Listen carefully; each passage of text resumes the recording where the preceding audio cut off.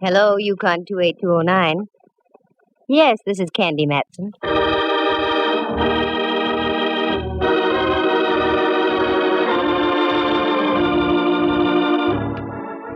Got an old corpse kicking around you want identified?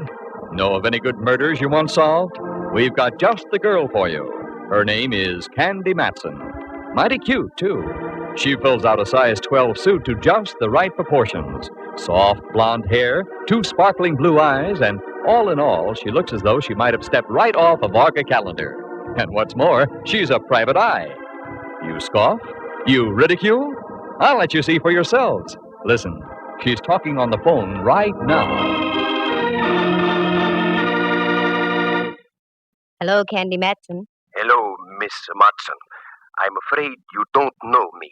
That makes it even. You don't know me. Let's go from there. I've read about you in the papers, Miss Matson. You handle confidential cases. That's right. However, there's a little matter of a fee involved. Yes, I know. I can pay. That's item number 1. Now to item number 2. What's the confidential case? I can't possibly tell you on the phone, Miss Matson. I said it was confidential. Okay. Where do you want to talk? I am the proprietor of a restaurant, the Charlemagne in North Beach.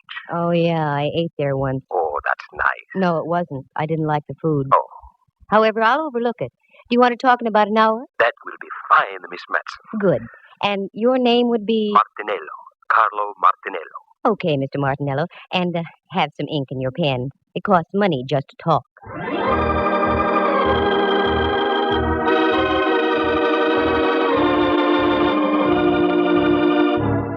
I probably sounded rough and commercial, but you have to be in this racket.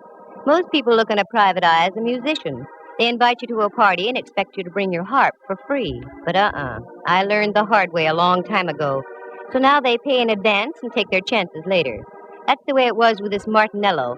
I was at home in my penthouse on Telegraph Hill out on the porch taking a sunbath when the phone rings and it's this Carlo character. That part was all right because I can always use new customers. But what made me mad was the fact that I had to stop listening to the 49ers belt the bejabers out of the Cleveland Browns at Kezar Stadium. But I followed through and uncovered a couple of very done-in bodies along the way. Do you like the grotesque in your whodunits? Then follow me and we'll tiptoe lightly through the Tibbets, the Ponds, and the Baccalones, because part of this story unfolds at the Opera House. Reluctantly, I dressed into something Charlemagne-ish, turned off the 49ers Cleveland game, and went down to talk to Martinello. His place was typical, located on Powell Street, a garish neon sign, and as you walked in, the place was air-conditioned by eau de garlic. Yes, miss. You wish a table? I wish a table, yes. With the right party. I'm looking for the owner. I am the owner. I am Candy Matson. Oh, Miss Matson. Walk this way, please. If I could walk that way, I'd revive vaudeville. Pardon? Where's your office? Right over here. Allow me.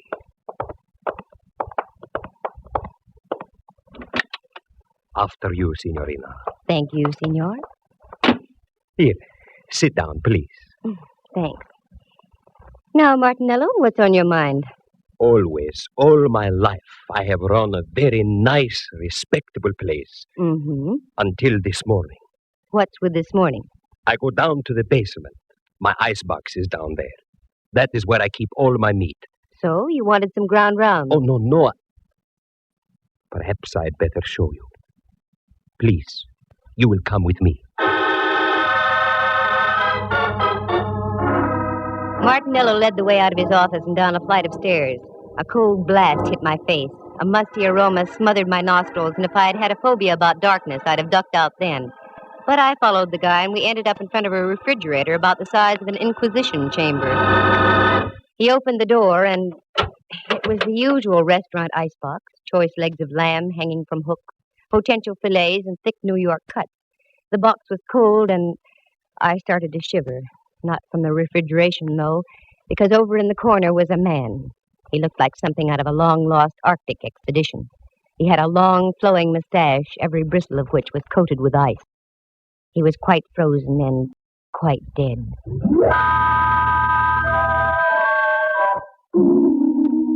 I slammed the door shut and reeled out. The sight had staggered my thought processes. Martinello reached over by a salami slicing table and turned on a Mazda. A weak affair that cast dim shadows about the damp basement. Is that your little surprise? Yes, Mr. Matson. That is what I was greeted with this morning. Have you notified the police? Oh, no. Why not? As I told you, I have run a very respectable place. And, too, that is why I am hiring you. You can get in trouble, you know. Yes, that is why you must help me. Please, Miss Matson, say you will help me. I will pay you anything you say. I stick my neck out in the strangest places. Now it's a refrigerator. Okay, Martinello, $2,000. What? Make up your mind. Either I freeze your assets or the police find your frozen friend. Yes. All right. Come. I give you the money now. Now we're getting somewhere. What about him? Oh, he'll keep. He's on ice. Well, this was one for the books. Refrigeration the ugly way. I had to ask a few questions if I was to get anywhere, such as like, do you know the guy? No. Had you ever seen him before? No. Who was the last one to close the icebox last night? I was. Does it lock from the inside? Unfortunately, yes. I was getting places like Wiley was with Hauser. It was inevitable. I had to take my courage in my hand and go down and look at that thing again. There it was, a male Mona Lisa etched in ice. This time I looked closer, I had to. And as I did, I realized I wasn't going to get any identification because this guy was a study in crimson. Underneath all that coating of ice, he was dressed in a devil's costume. I slammed the door once again and went upstairs. There I gave Martinello strict orders not to do a thing. Usually in cases like this, you have to wait for a break. They come along like a forcing hand in poker. So I went home to do some thinking. As I arrived, there was an old friend of mine, Rembrandt Watson. Hello, Dove. I'd almost given up. Rembrandt, how did you get in? Your door was open, dear. I took the liberty of coming in. Oh, sure, that's okay. How are things, Candy? All right, I guess. I'm kind of bushed, though. I feel about as devaluated as a British pound. You look wonderful, Dove. What's wrong? I've got a deal, but I don't know where to start. Anything I can help you with? No, thanks, Rembrandt. If I told you about it, you wouldn't believe it. I've never doubted you in the past, dear. I know. Well, I was just called in by a minestrone merchant in North Beach. The guy is stuck with a corpse. That's about par for the course. The deceased had been sealed in the icebox overnight. I've never seen one like that before. That's the way it is, dear.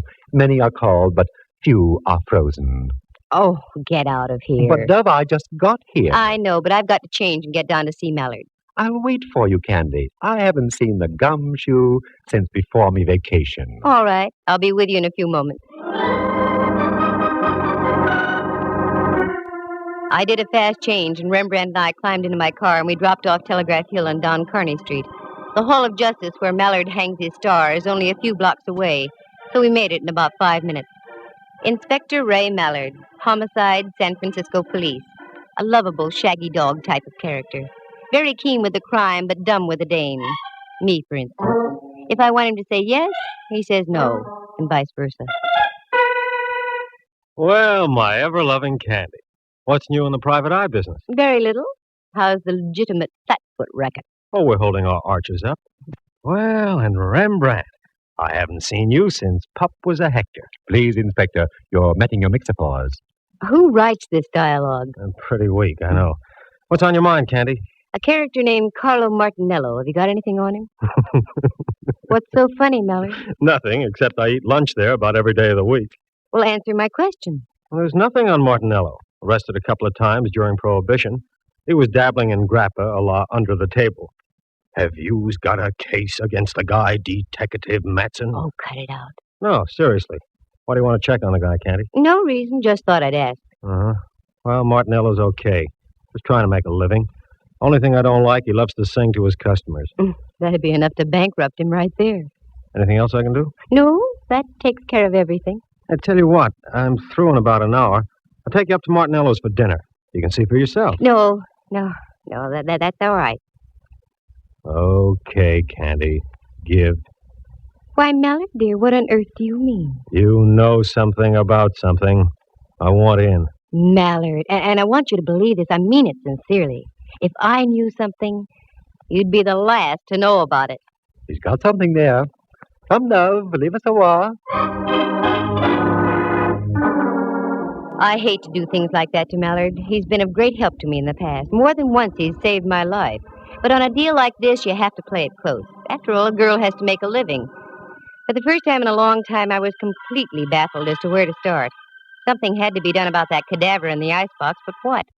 While I was beetling my eyebrows, Rembrandt invited me up to his place for tea. He lives on California Street, just down away from Old St. Mary's, and only a bail bond broker's reach from the Hall of Justice. So I accepted. Do forgive the looks of the place, Candy, dear. I had a meeting my philatelist group last night. Philatelists? The stamp collectors, dear. Well, I know what they are, but I didn't think they could make such a mess. You don't know philatelists. Sit down, though. Make yourself comfortable. I shan't be a moment. That's all right. Candy, dear, why the wrinkles? I've got cause for wrinkles. This chap in the icebox, Rembrandt. There's something I didn't tell you. He was dressed in a devil's costume. There, dear. Your tea will ready in just a minute. You'll feel better. I know it sounds crazy, but it's true. What are you going to do, Candy? I don't know. I can't leave him in that refrigerator forever. We'll get him out, dear. I hate to think of a corpse catching pneumonia. Oh, excuse me, Candy. Help yourself to the tea. Mm-hmm. How do you do? Rembrandt Watson Enterprises. Quiet down. Who? Oh, hello, Templeton. How are all your steamships? Oh, that's good. What? Could I use... Do what? To the opera? Of course I could. Righto, I'll pick them up at your office. Thank you, Templeton. Goodbye. Candy, dear, do you like the opera? I can take it or leave it. Why?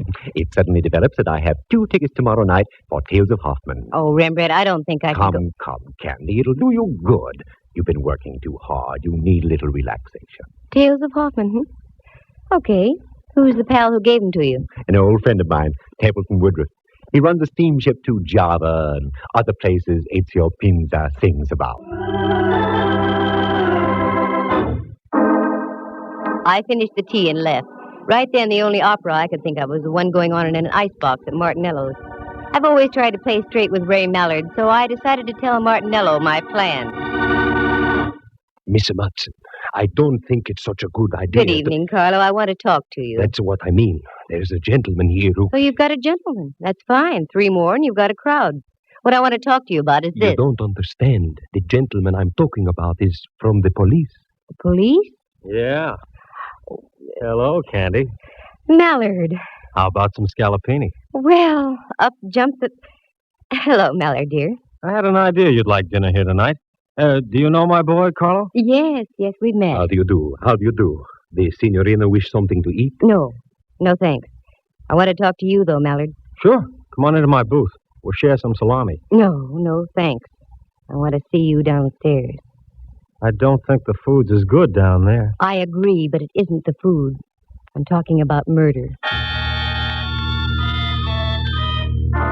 Once again, I headed down into the catacombs of the Charlemagne.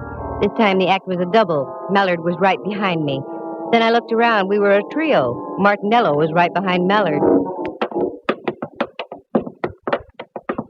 This is it. This is what? This is an icebox. Inside, you'll find a body dressed in a devil's costume. Okay, Carlo, let's humor the lady. Open the thing, will you? Yes, I'll open it.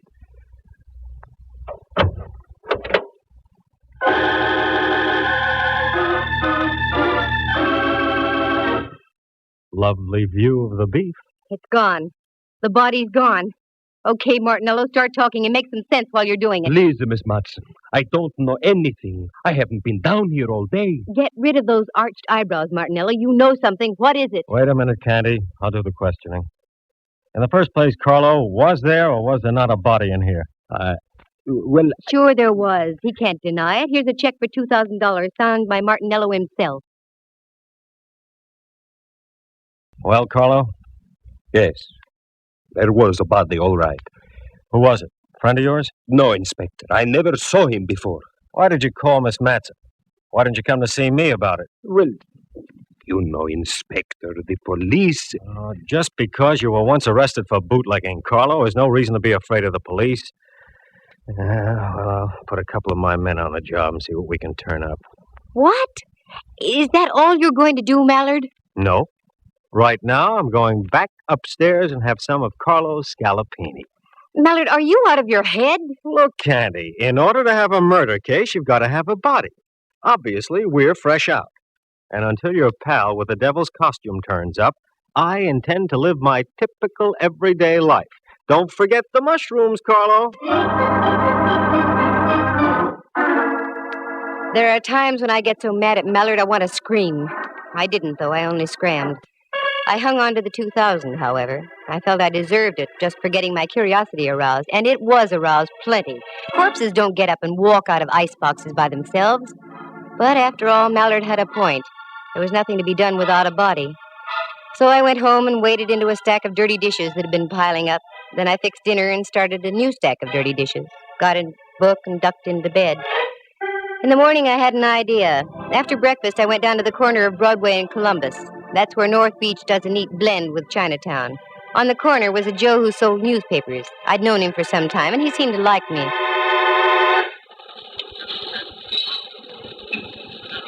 Hiya, Butch. Well, hello there, lady. How are you? Good, can't complain. Who won the football game yesterday? Yeah, funny thing. I got all the news right inside here for 7 cents. I get your point. Give me a chronicle, will you? Sure, here. Thanks. Who do you like in the feature at Bay Meadows? A goat named Candy. What did you say? There's a pig named Candy running in the 7th. Take it or leave it. What a tip. I don't get it. Well, what's really on your mind, lady? Here's a 20. You can play it on Candy all for yourself. Well, Do you know a gent named Martinello, Butch? He owns the Charlemagne down the block. sure. What about him? That's what I'm asking you. What about him? Oh, he's all right. Little screwy, but he keeps his nose clean. Is that all? Yeah. Should there be more? I don't know. Thanks, Butch. I hope Candy pays off.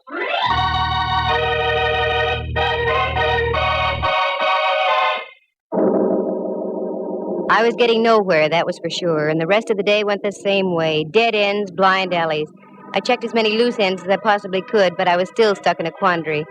But the Crusher claimed late in the afternoon when I got a copy of the late paper and read where Candy came in at Bay Meadows and paid $32.20. And I hadn't had sense enough to get aboard. When I got home, the phone was ringing.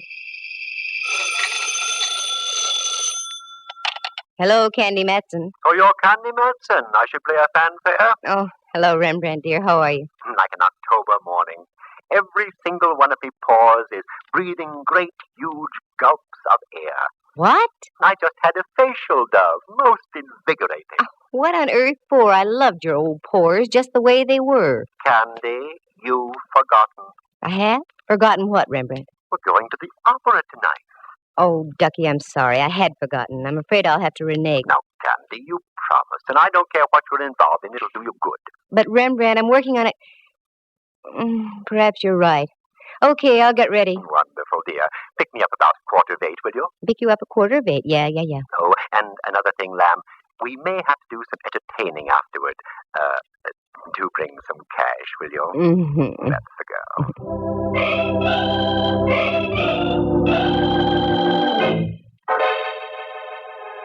That Rembrandt, always stony broke. I guess photography isn't what it's cracked up to be.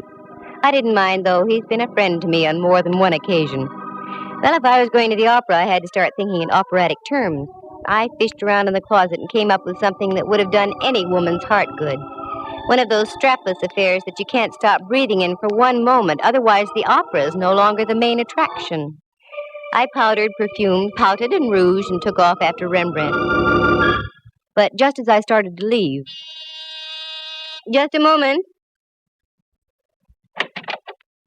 Well, get a load of the Duchess. Mm-hmm. It won't be Halloween for another couple of weeks yet. Oh, very funny. Come on in, Millard.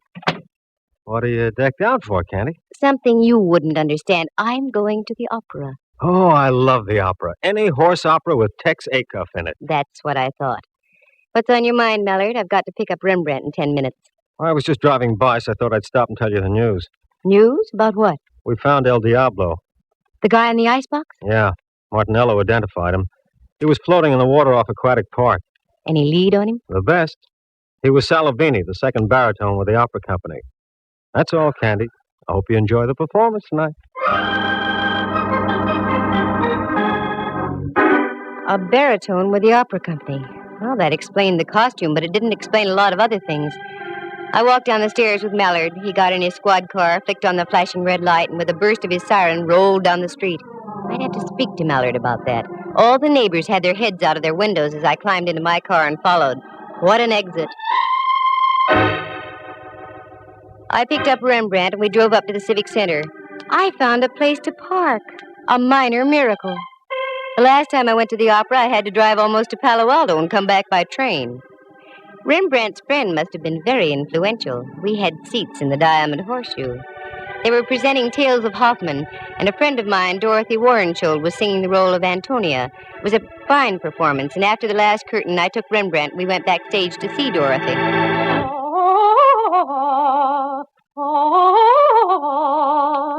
This is her dressing room, Rembrandt. Yes? Hello, Dorothy. This is Candy Matson. I have a friend with me. Oh, do come in, please, Candy. Candy, how are you? Couldn't be better. Dorothy, may I present Mr. Watson? Rembrandt, this is Miss Warrenschold. Delighted. You're in magnificent voice tonight, dear. Thank you. Sit down, won't you? I've only a moment. We're rehearsing some of the scenes in Faust tonight. Rehearsing after a full evening's performance? It has to be done, Candy. Our baritone disappeared. We've had to replace him with a new man. Yes, I know. By the way, Dorothy, I heard you on your Standard Hour broadcast a few weeks ago. It was a wonderful performance. I'm glad you liked it, Candy. I always look forward to those. What are your plans, Dorothy? Well, the season closes here, and then we open in Los Angeles. Oh, yes, of course. Excuse me. Come in. Oh, I'm sorry. I didn't know you had guests. That's all right. Oh, Candy, I'd like to introduce Rolf Herberts. This is Miss Matson and Mr. Watson. It's nice to know you. Mr. Herberts is our new baritone. Oh, yes. That's why we're rehearsing tonight. I won't take any more of your time, Dorothy. I just thought we'd save a few moments of rehearsal if I told you that I don't move in that last scene. I sing upstage. That will leave you free to take as much stage as you like. Fine, Rolf. That will save time. Thanks. Oh, not at all. Glad to have met you, Miss Matson, Mr. Watson. Nice to have met you, sir. See you on stage, Dorothy. Yes, Rolf. Rolf has a wonderful voice, and he's a good actor, too. You know, I think he'll be even better than Salavini. I've seen him before. Oh, yes, he's been in pictures and on the concert stage, and in opera, too, but he's never really had a good break. This might be it. Uh-oh, that's it, Candy. I'm sorry, but I'll have to leave. Certainly, Dorothy. Say, why don't you stand in the wings? You can watch the rehearsal if you'd like. Oh, I'd love it. Come on, then. Follow me.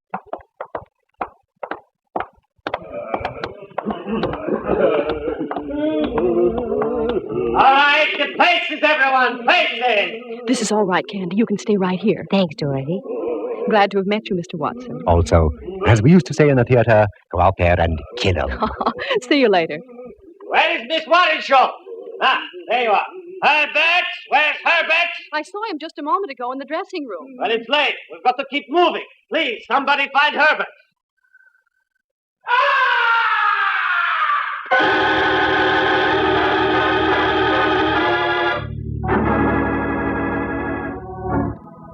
From way up in the heights of the stage, the opera house was pierced with a blood-curdling scream.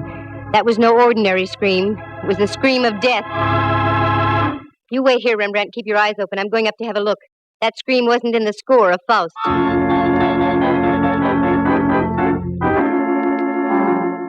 I punched the button for the backstage elevator. It's a good thing they work fast and are speedy.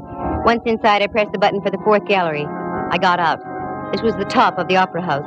The place was loaded with old sets, props, papier-mâché alligators, gold goblets.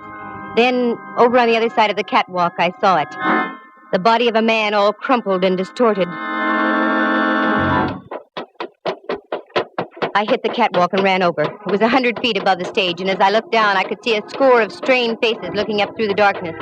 I got on the other side and bent over the body. It was that of Rolf Herbert. Candy, down here. I think your man just ducked down underneath the stage.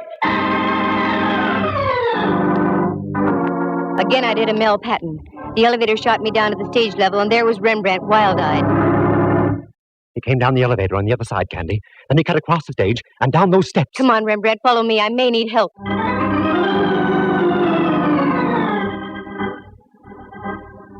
We ran down the steps and into the bowels of the stage. It looked like a nightmare, a myriad of cross beams of steel for the rising stages. We cleared those and went around by the chorus dressing rooms. There was only one out. I remembered it. A door over in the corner, very seldom used, but it was open. It led into a long tunnel with giant steam pipes running overhead and to the right. This went underground over to the Veterans Building. Down by your feet, there's a stream of water flowing in a trough. It's the old Hayes Valley Creek. Our killer decidedly knew his opera house. As we entered the tunnel, I could see him up ahead running like crazy, so we took off after him. We made the other side, and it breaks into a big engine room. As we came into the opening, I looked around. The engineer was lying on the floor out like a light, blood spurting from his scalp. Then I glanced up. There was another door. This led into the Veterans Building itself and an avenue of escape onto Van Ness. I ran up. Then as we got into the long corridor, I saw Martinello breaking for the door. Stop! Stop, Martinello! Stop! You think I am a fool? I do if you don't stop. Try and get me. Okay, pal. You asked for it.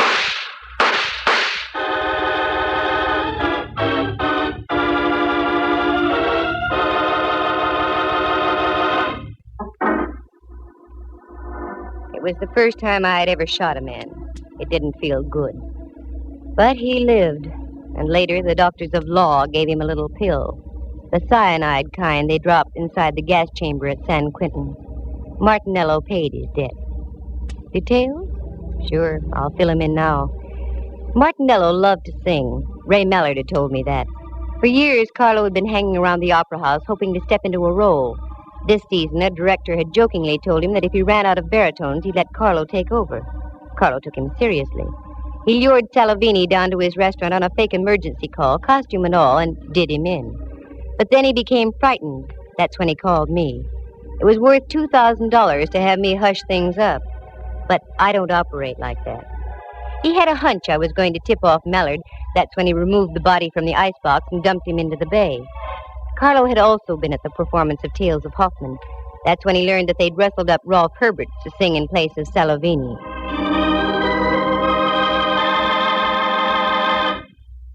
By this time, Martinello was obsessed with the idea of singing in the opera house and wouldn't stop at anything.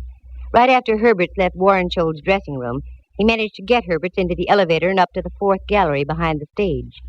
That scream was produced by a 6-inch stiletto through Herbert's heart from the hands of Martinello. And that's when our chase began. I hope I never see that tunnel under the opera house again. That Mallard and his sentiments. It was he who gave me that gun just a week before, for my birthday. He said I needed protection. Well, darn it, I do. But I can't get Mallard to believe me. Instead, he just gives me guns.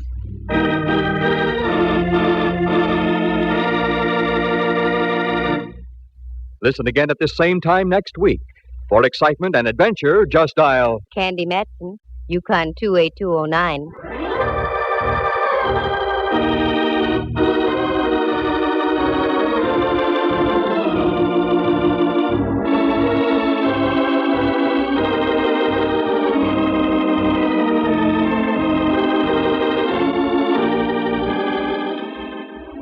Heard tonight were Harry Bechtel as Ralph Herberts, Jerry Walter as Carlo Martinello.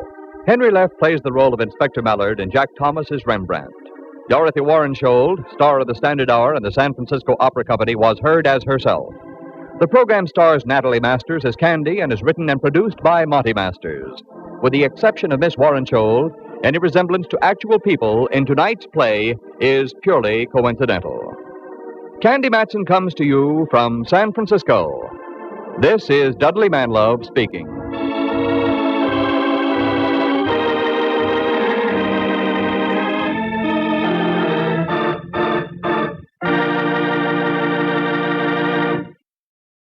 You are tuned for the stars on NBC.